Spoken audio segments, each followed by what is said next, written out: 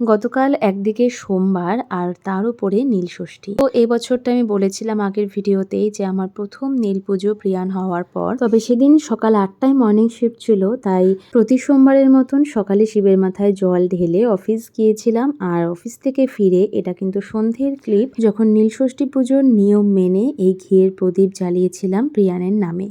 আর আমি যখন এসেছিলাম তখন প্রিয়ান ঘুমোচ্ছিল, কিন্তু যখনই আমি এই পুজোটা শুরু করলাম তখনই প্রিয়ান আমার পাশে এসে বসলো। তো ওকে সঙ্গে করেই কিন্তু ওর নামে এই পুজোটা দেওয়া। আর সারাদিনের উপোস ভঙ্গ করেছিলাম সাবু মাখা দিয়ে। মা সকাল সকাল সাবুটা ভিজিয়ে রেখেছিল, আর আমি এসে সমস্ত রকম ফল, শসা, নারকেল, বাতাসা সব কিছু দিয়ে এই সাবুটা মেখেছিলাম সবার জন্যই।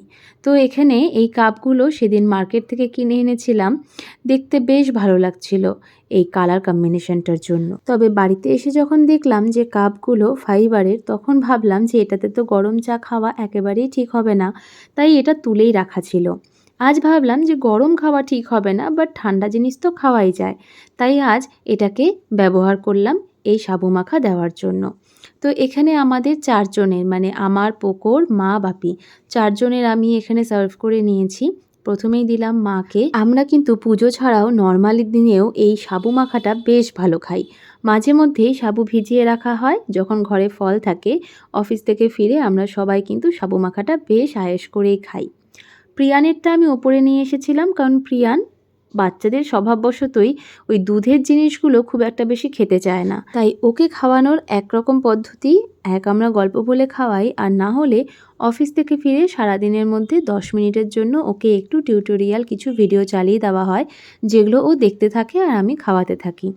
তো দেখলাম যে না, এবারে খাওয়ানোটা খুব একটা বেশি মুশকিলও হয়নি, কারণ সাবু মাখাটা বেশ ভালো টেস্ট হয়েছিল। আর প্রিয়ান এই বয়সেই টেস্ট বেশ ভালো বোঝে। সেদিন রান্নায় ভুল করে মা লবণ কম দিয়েছিল, আজ আমি রান্নায় ভুল করে একটু লবণ বেশি হয়ে গেছিল।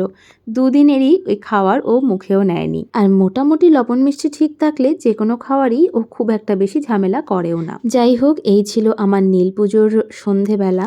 আজকের পুজোয় মনে প্রাণে একটাই প্রার্থনা রইল, যেন পৃথিবীর সকল মায়ের সন্তানেরা থাকে দুধে ভাতে।